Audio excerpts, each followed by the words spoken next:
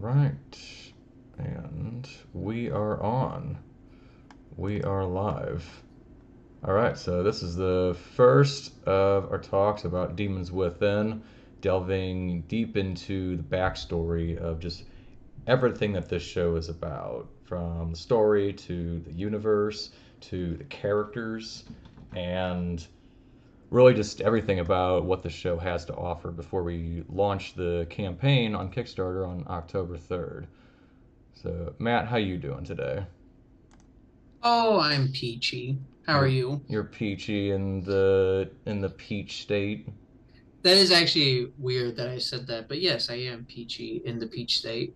Yeah, I'm not sure I've ever heard you use the term peachy before. But Nope. well, what a coinky dink. Well, good.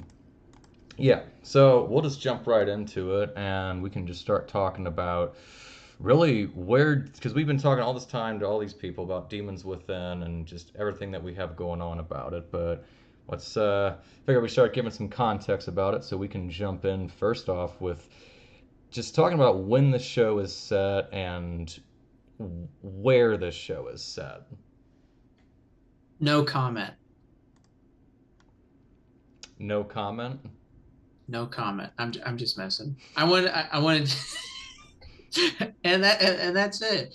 No, I think um for everything that we've filmed, you and I, Richie, I mean, obviously a period that we enjoy is gothic horror.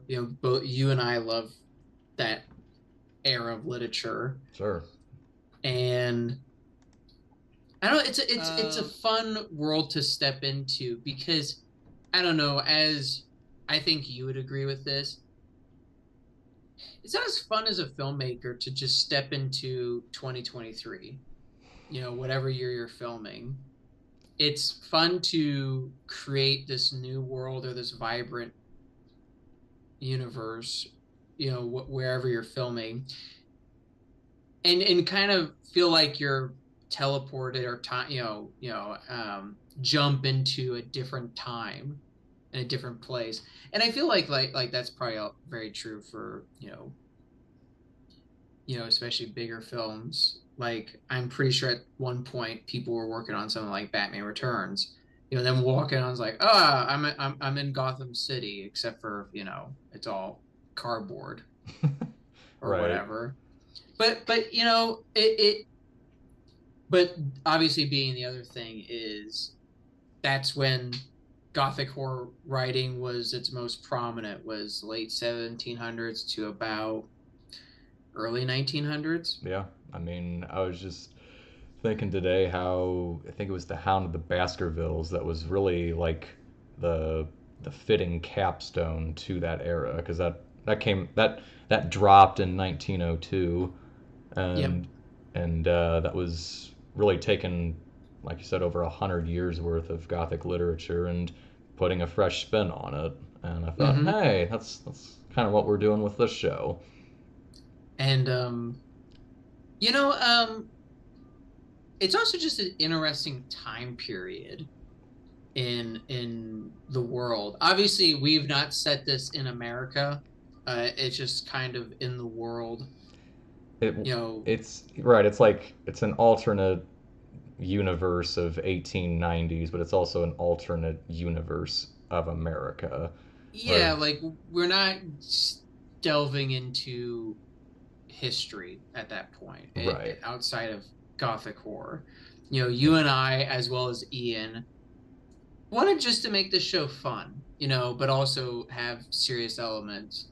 But so it takes place late 1800s, so 1890s, yeah, and this is, I'd probably say, we're getting almost out of gothic, like you said, we're getting almost out of gothic horror literature as being so prominent.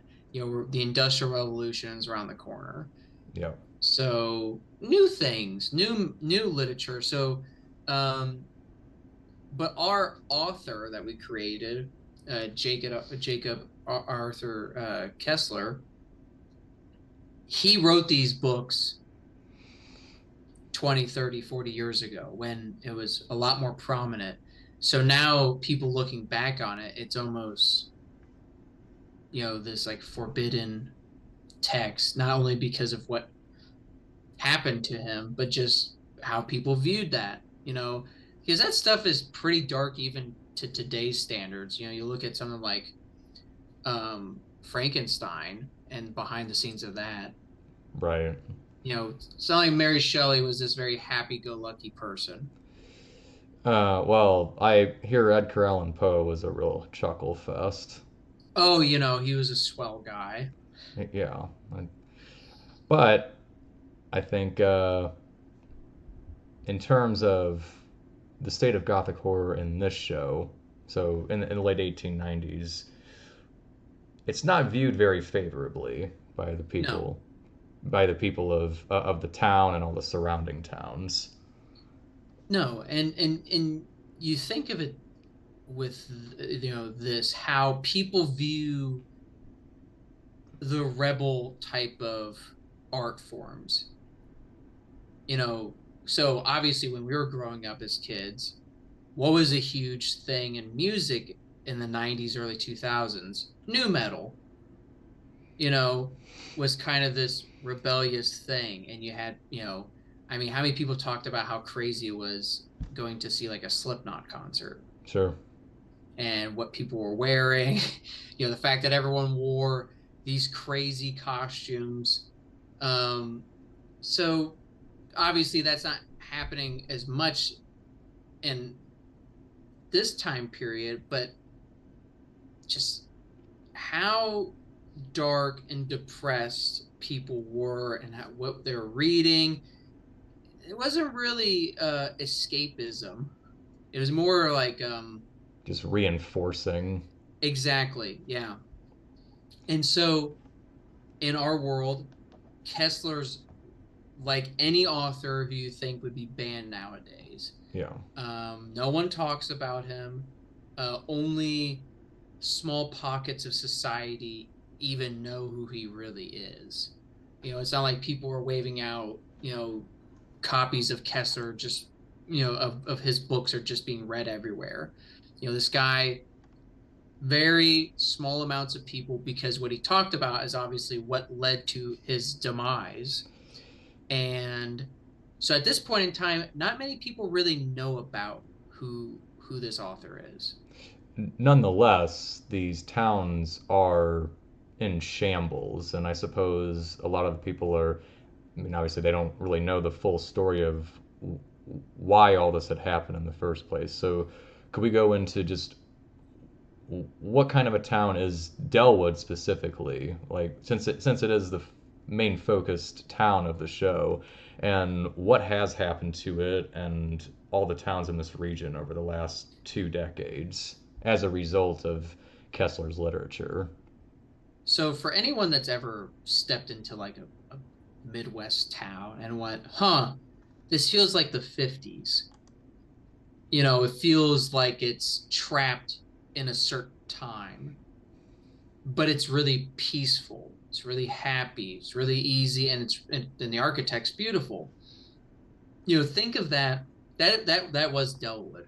You know, in the 1890s, is very peaceful. You could go there and relax. It wasn't hustling and bustling. It wasn't super crazy. Wasn't this massive city or massive town. Just a small, nice town that you would go to relax, to enjoy, and to find comfort. Yeah. Well, all of that collapses when one of their own starts getting obsessed with Kessler's work and to go into Kessler. So he created the Shadow King, which is a book, and many other books that we will get into later. But he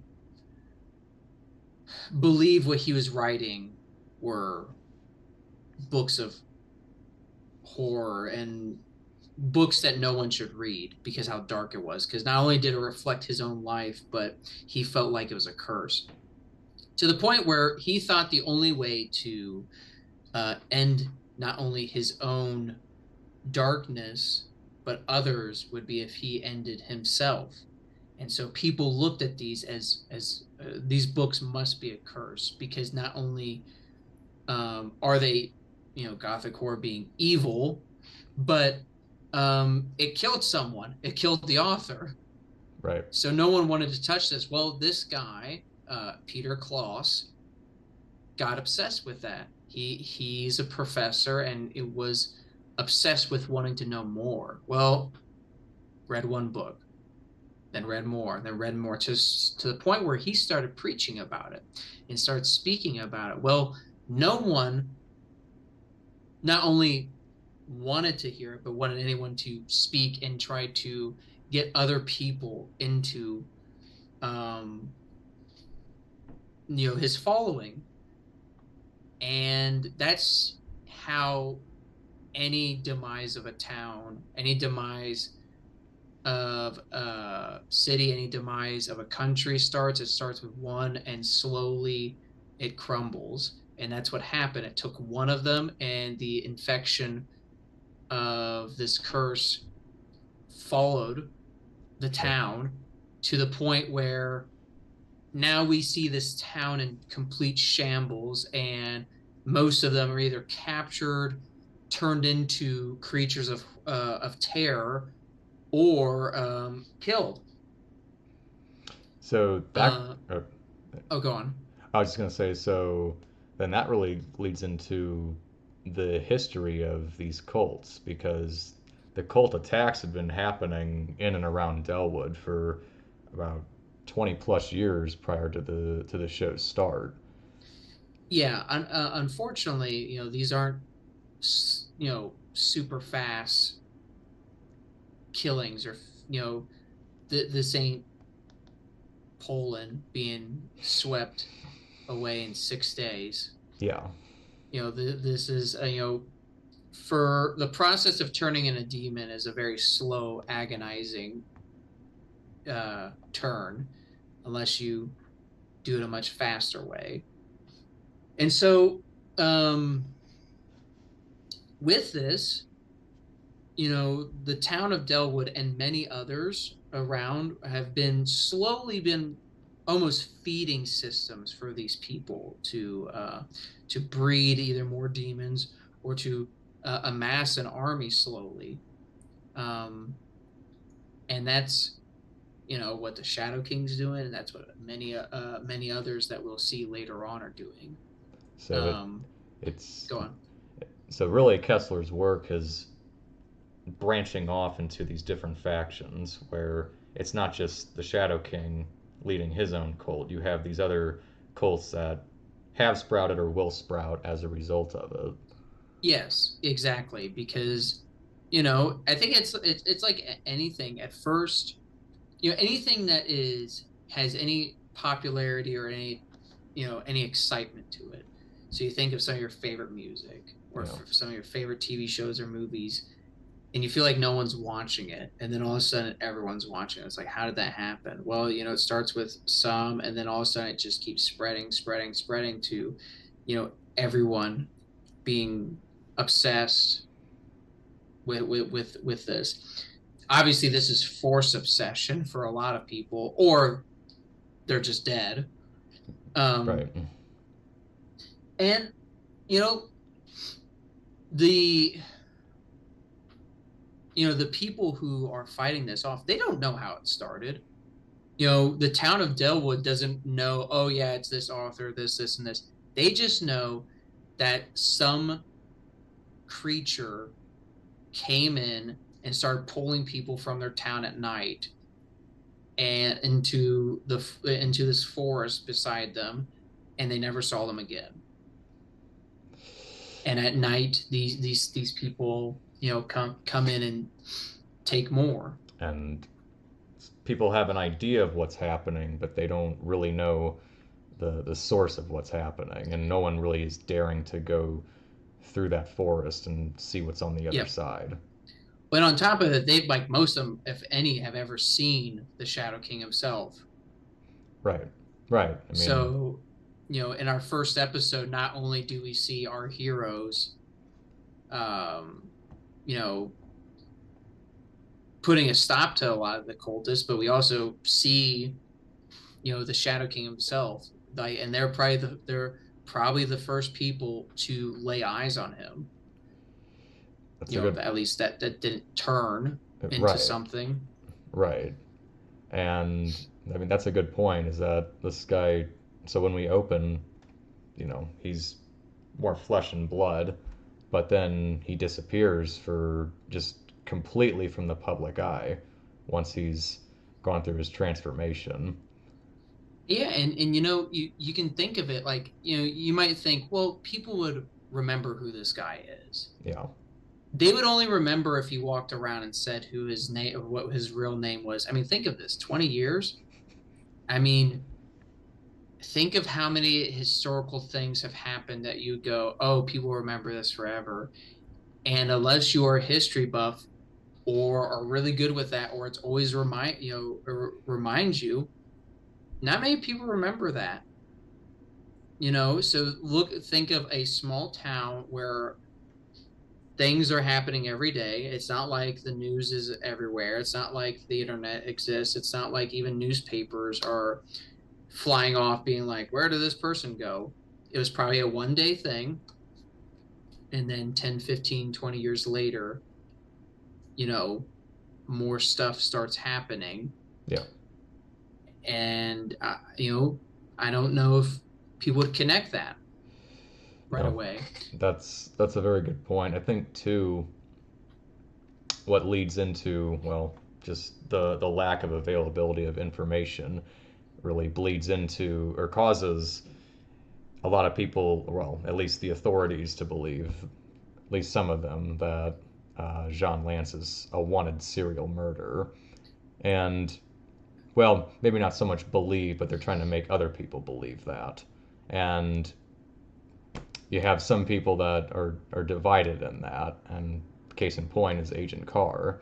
She Mm-hmm. believes it first because she doesn't really have anything else to go on Yes. besides a wanted poster and the word of the the sheriff. Yeah, she's contracted to either take him in or kill him. Right. Um, and with that, I mean, once again, unless people are spreading this news far and wide, it's going to take a while to be like, oh, this man's actually a good person. So there's going to be a lot of rumors going around of this person with this curse mark killing people, and especially if um the lawmen are the ones who are putting that news out.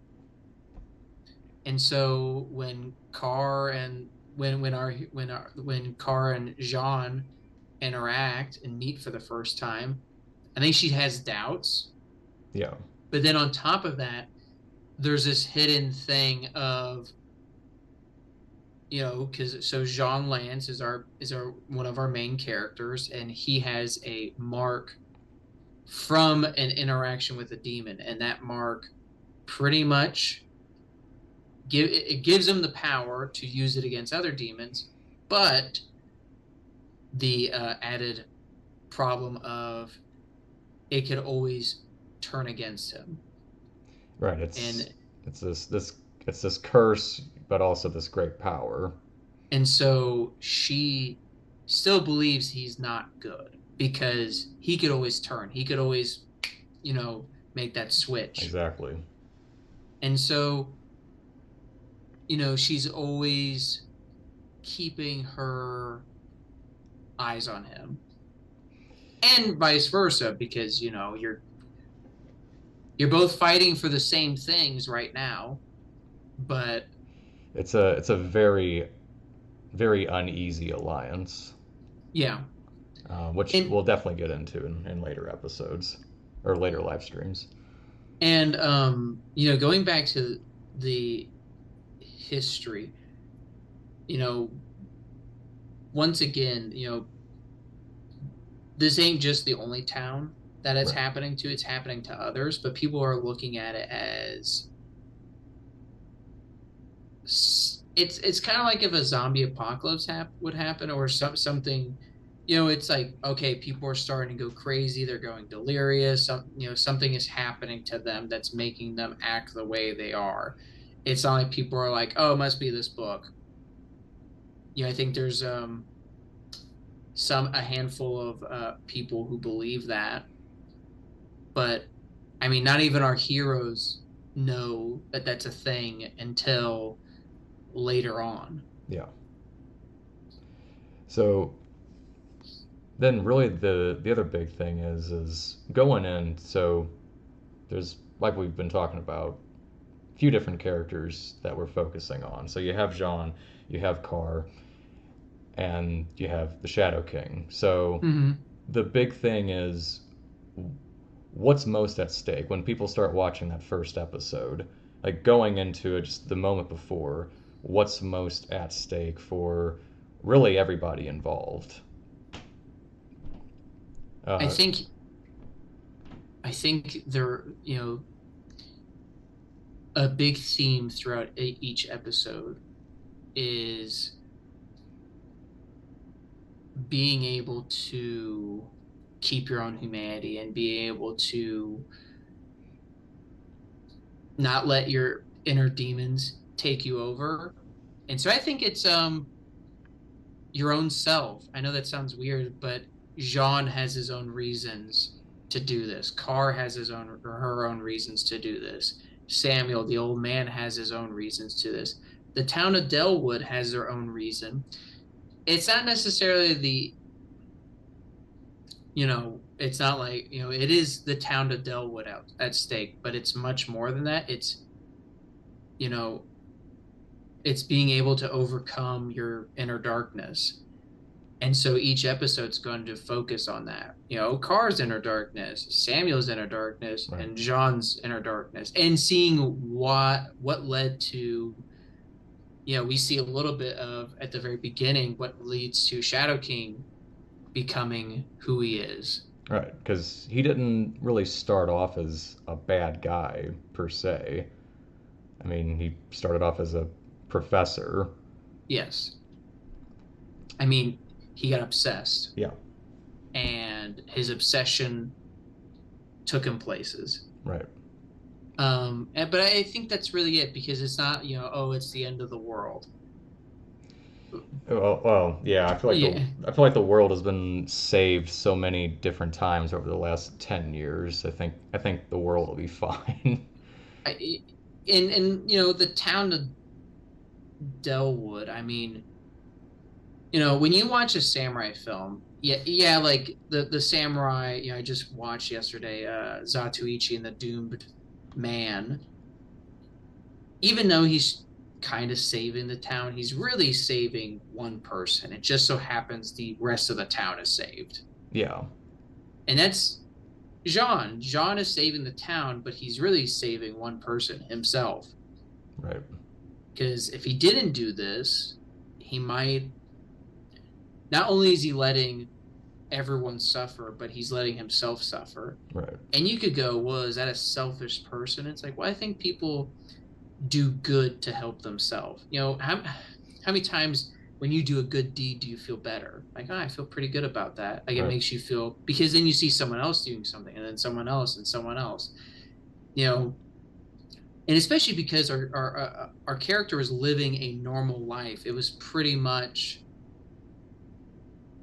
you know, this came to him, and then he had to make a choice.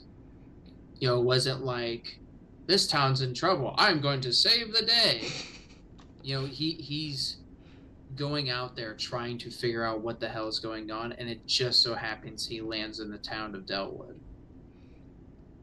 So you mean to say that we've made Jean Lance a bit more of a nuanced character than a pulp hero from the early to mid 1900s that plops in to just save the town and that's it. It's because it's this is more of a catharsis story for him about because this is Yeah. something that he's been living with for the last 20 plus years. This Yes. this curse, this I inner would think demon. so, but I also don't want to act like, oh, our characters are really nuanced or well written. Well, I guess I can say that because I didn't write the damn thing. Well, yeah, well, yeah, well, when we get Ian on here, we'll have him talk Then all he can about be the that. humble one. Right. Yeah. But okay, well, is there anything else that you'd want to add about the world, or just I anything going into the show? I think if I keep going, it's going to get to a point where I'm just saying so much because I feel like, when I think that's pretty much good. The one last thing that I want to mention is that this show is going to try to do something that with the character Jean is I really want to encompass what like his actions. Actions speak louder than words. I want to show that his actions really changed throughout the course of the show. Mm-hmm. Not only just like what he's doing, but his fighting, his movements. When he is anger from the curse, you're going to see that in not only his fighting, but his demeanor, everything. But when he's more passive and he's more relaxed, you're going to see that as well. And I think that'll make a really fun thing. I also think for even, people to see that and maybe pick up on that would be, you know, fun. It'd be weird if, he was, pissed off and frustrated, but fought like you know, fought like Jet Li at the end of Fearless, or if he was super calm and relaxed but fought like Jet Li in Unleashed, where he's Right. just swinging and hitting, and there's no fluidity to his movements. Right. Um, well, then the other thing that I wonder if we could talk just a little bit about is just the rules of the universe, because we are blending supernatural with, like we just alluded to, more, martial arts styles as well for the storytelling and of course definitely for the action scenes. Mm-hmm. So, what can we expect just going in from the world in terms of how much supernatural will come into play compared to just more human elements. I think in terms of like each episode, you're gonna obviously see most of the supernatural stuff from the bad guys, the big baddies, and I want those moments to happen when it matters. Yeah, Not everyone's gonna have. It's not gonna be Dragon Ball Z where everyone can fly, everyone can blow a planet up. It's gonna be okay. You have your good, powerful good guys and your good, powerful bad guys. But even the good, powerful good guys might not be able to do the same things as the bad guys.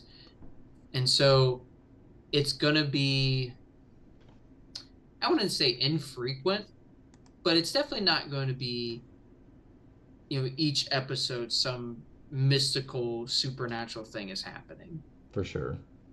Right. I mean, there's more character pieces at play as well. Well, yeah, and also you want to make it special and you want Yeah, people to get excited about that because, it's not like Jean's going to be fighting demons or especially different demons every single episode, and not all of them are going to be, as powerful as the other. Some are going to be much weaker, some are going to be much stronger. Obviously, the humans, bad guys, are much, much weaker than the demons, but also you got to be realistic. We don't have all the money in the world, so it's only we can have someone move a planet or someone like lift a building up or shoot something. Like Shadow King throws his spear through a building. well, we'll save that for the opening of season two, just to set the tone. Not that so we that much we that we have more money. that we not for character or story or universe building, but yeah, we have more money. We More have, money, less story. I mean, sounds good to me. But Yeah. all right, well, that pretty well covers it for the backstory. Just let us know if you have any questions either in real time or when you're watching this later on. Just drop a comment and we will get back to you as soon as we can. So until next time, we will be coming at you later. So y'all take it easy. Boy. All right.